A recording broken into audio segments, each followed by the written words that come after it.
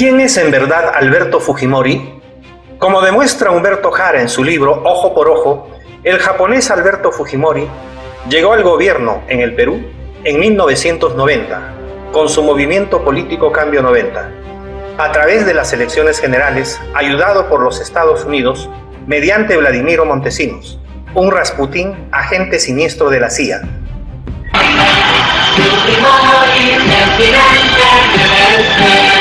Marca el 90, el símbolo original. Las 17 horas y aquí está el primer flash informativo. Alberto Fujimori, 51.67% a nivel nacional. Mario Vargas Llosa, 42.42%.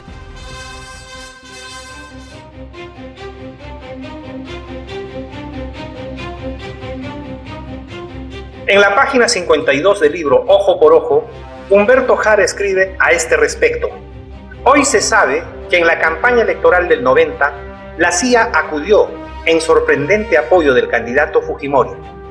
A Montesinos lo conocían los Estados Unidos, entendía los códigos de la comunidad de inteligencia y tenía acceso directo al súbito candidato Fujimori.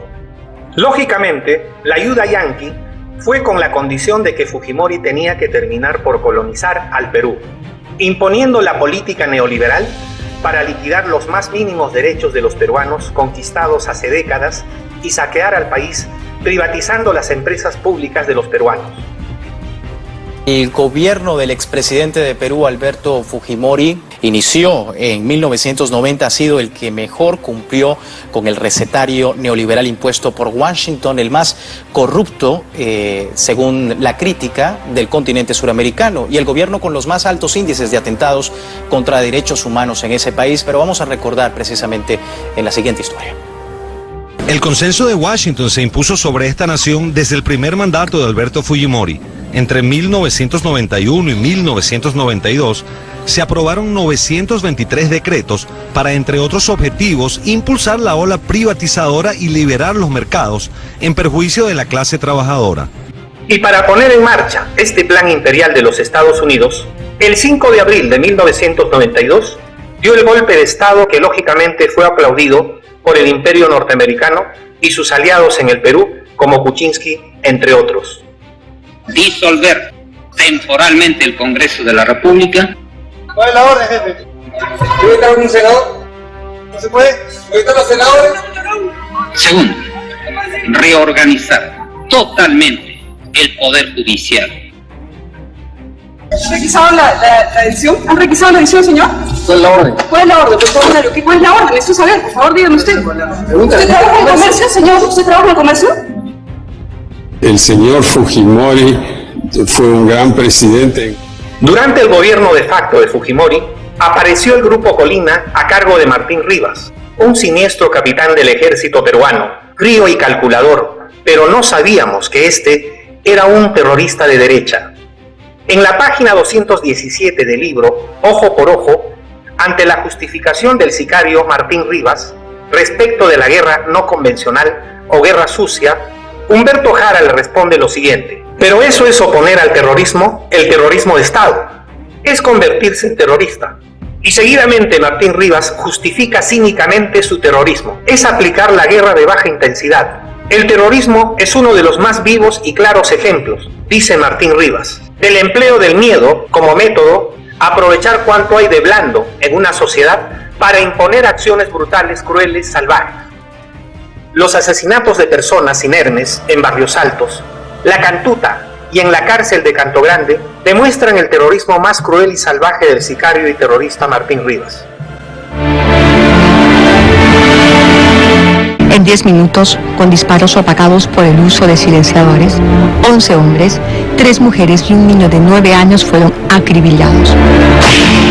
Además de los proyectiles incrustados en sus cuerpos, se hallaron 111 casquillos como muestra de la violencia que se usó en ese ataque. Los autores dejaron los cuerpos tendidos en el piso y se marcharon a bordo de 2 camionetas haciendo sonar sus circulinas.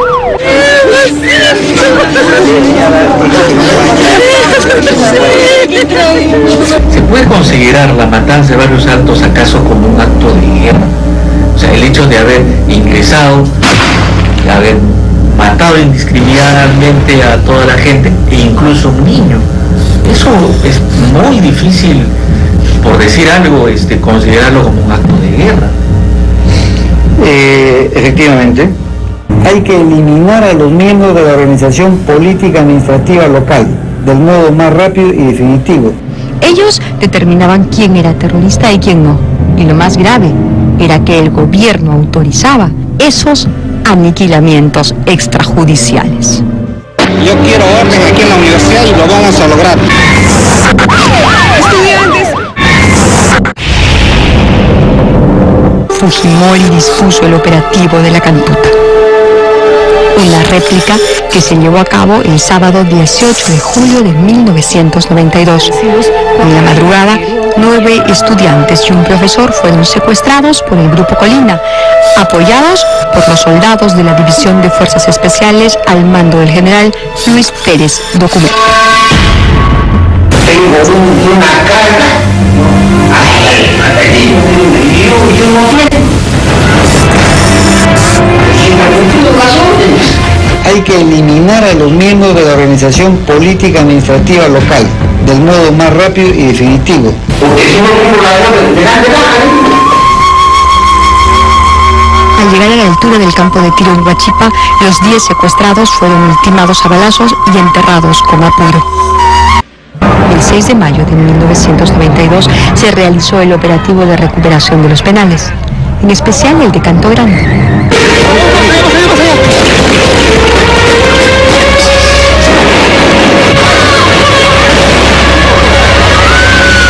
Sin exagerar, podemos decir que se escucharon más de un centenar de explosiones. Mientras el operativo se desarrollaba, miembros del Grupo Colina ingresaron clandestinamente al pabellón 4B y ejecutaron a 13. En la planificación de ese operativo se estableció un acto final, propio de una guerra no convencional. Una vez terminado todo, Fujimori tenía que aparecer para dar el mensaje al enemigo. Ya empecé a luchar. Acabé con tu luminosa trinchera de combate. Estas son las imágenes. Fallecidos, 22 varones, 6 mujeres, 28 en total. Explosiones. Son mensajes militares que se dan en una guerra de baja intensidad. Hace buenos años, solo sabíamos de Fujimori que este era un dictador y que no sabía nada del grupo terrorista Colina, ni que lo dirigía, ni que daba órdenes para aniquilar seres humanos. El expresidente Alberto Fujimori negó haber tenido amistad con su ex asesor Vladimiro Montesinos. También aseguró que no sabía nada de las matanzas de la Cantuta y Barrios Altos, ni de la existencia del grupo Colina. No, nunca, jamás. Hasta que en una entrevista con el periodista Humberto Jara, el delincuente terrorista Martín Rivas, cabecilla del grupo Colina, delató a Fujimori de ser también un vulgar delincuente terrorista de derecha. En esa entrevista, Humberto Jara le pregunta al terrorista de derecha, Martín Rivas, lo siguiente: ¿se podría decir que los militares decidieron aplicar la guerra sucia? De hecho, Fujimori sostiene que él no dio ninguna orden, y Martín Rivas le responde: no señor, se requiere de la orden presidencial, porque una guerra clandestina tiene un costo político y el gobernante debe estar dispuesto a asumirlo con tal de ganar la guerra contra el terrorismo. Si los militares actuásemos por nuestra cuenta, apenas se presentan los reclamos por actos de esa guerra clandestina, el presidente de la República ordenaría nuestra baja y encarcelamiento. En otro pasaje de la entrevista, el sicario y monstruo Martín Rivas confiesa lo siguiente: Fujimori seguía el asunto paso a paso, se enteraba y autorizaba y ordenaba los operativos. Le digo que hubo muchos, pero el de Barrios Altos fue uno de importancia y la orden vino desde arriba. Hay que eliminar a los miembros de la organización política administrativa local. Se necesitaba una decisión política, en este caso el presidente de la República. Estas pruebas proporcionadas por Humberto Jara fueron claves para que el terrorista Alberto Fujimori fuera extraditado de Chile al Perú y finalmente encarcelado. Bueno, pasaron 22 meses desde que Fujimori llegó a Chile hasta que se aprobó su extradición. Un insólito error en los controles policiales en el aeropuerto permitió su entrada a pesar de la orden de captura internacional que había en su contra. Entre el enojo del presidente Lagos, los llamados del embajador peruano y la petición de expulsión de su par limeño, Vidal solo pudo respirar tranquilo hasta que a las 10 de esa noche... De manera que el gobierno títere de Fujimori había puesto en marcha asimismo una política terrorista de Estados Unidos, denominada guerra no convencional, llamada también guerra clandestina, combate de baja intensidad o guerra sucia, que constituía el manual terrorista de los Estados Unidos, la fábrica del terrorismo internacional, bajo el pretexto de combatir al grupo subversivo Sendero Luminoso. En la página 117 del libro de Jara, en otro pasaje de la entrevista, Martín Rivas delata también a Estados Unidos de apoyar y dirigir los actos terroristas de Fujimori. Todos estos conceptos que fueron expuestos y aprobados por el alto mando y el presidente de la República, dice Martín Rivas, no fueron por supuesto una creación nuestra.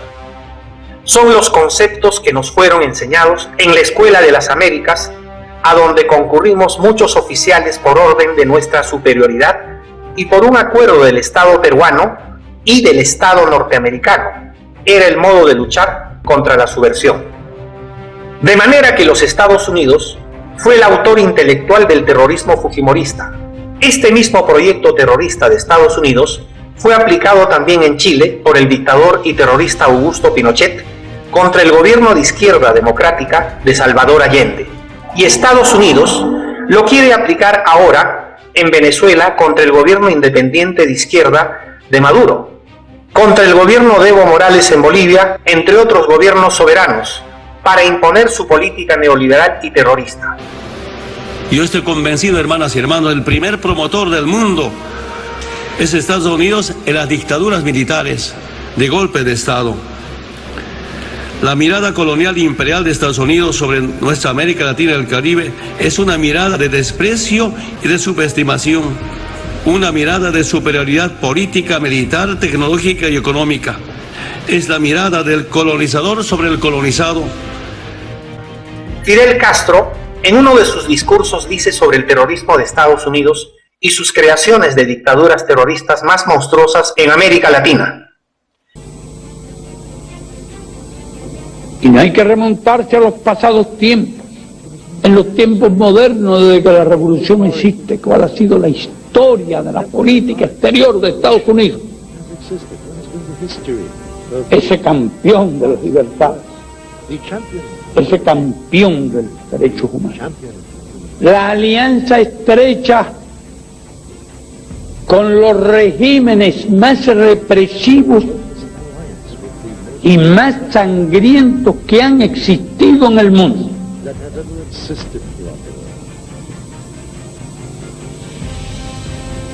¿Quién puede olvidar lo que ha ocurrido en Guatemala desde la época del gobierno de Arbenz en los años 50?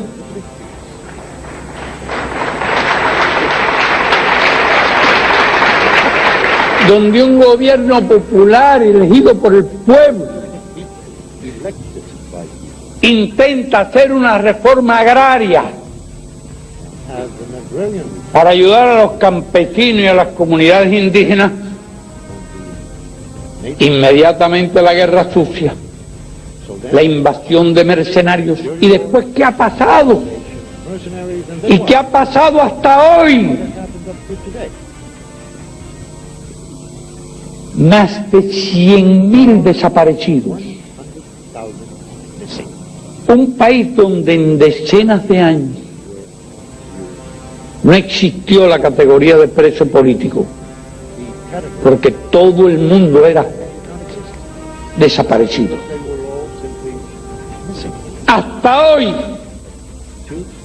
¿quién suministró ese gobierno? ¿Quién suministró? ¿Quién lo entrenó? ¿Quién lo preparó? El campeón de la libertad, el campeón de los derechos humanos.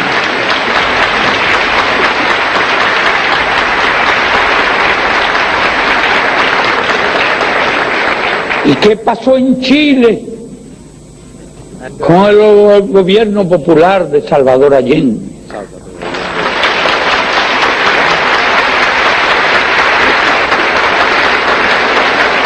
Contra él conspiraron.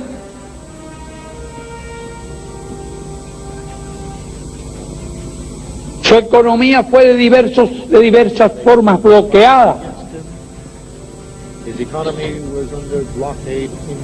Y se fueron creando las condiciones para el golpe.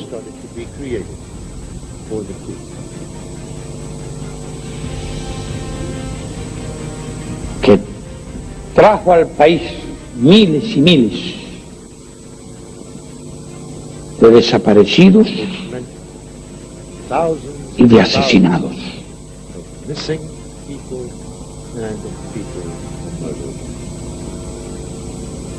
¿Y qué pasó en Argentina con aquel gobierno militar que mencionábamos?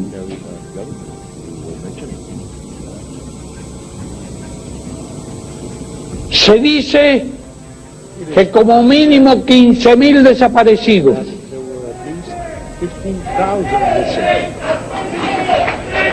Se dice que cuando mínimo, he dicho cuando mínimo,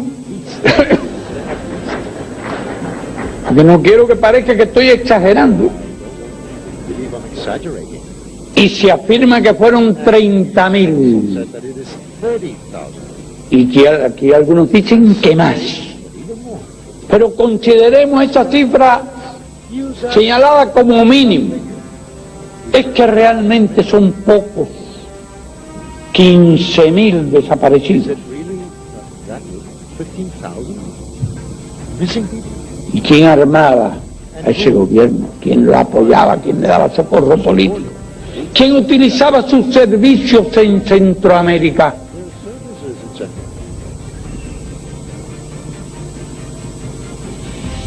Los campeones de la libertad, los campeones de los derechos humanos.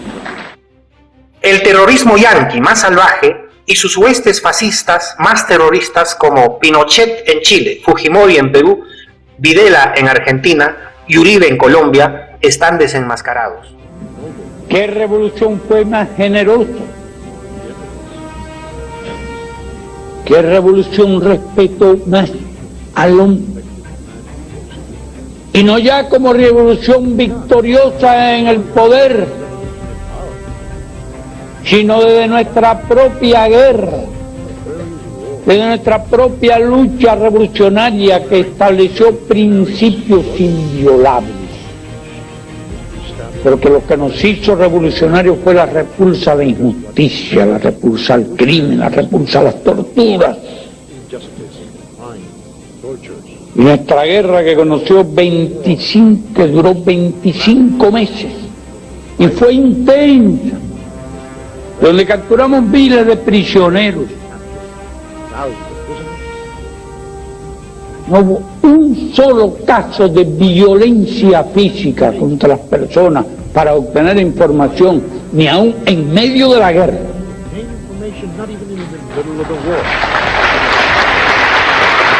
No hubo un solo caso de asesinato de un prisionero. Y lo que hacíamos con los prisioneros era ponerlos en libertad. Lo único que le quitábamos las armas, que eran lo único que nos interesaba. Y teníamos que tratarlo con todas las consideraciones que merecían aquellos suministradores de armas. En el caso de Cuba no se ha dado una sola excepción.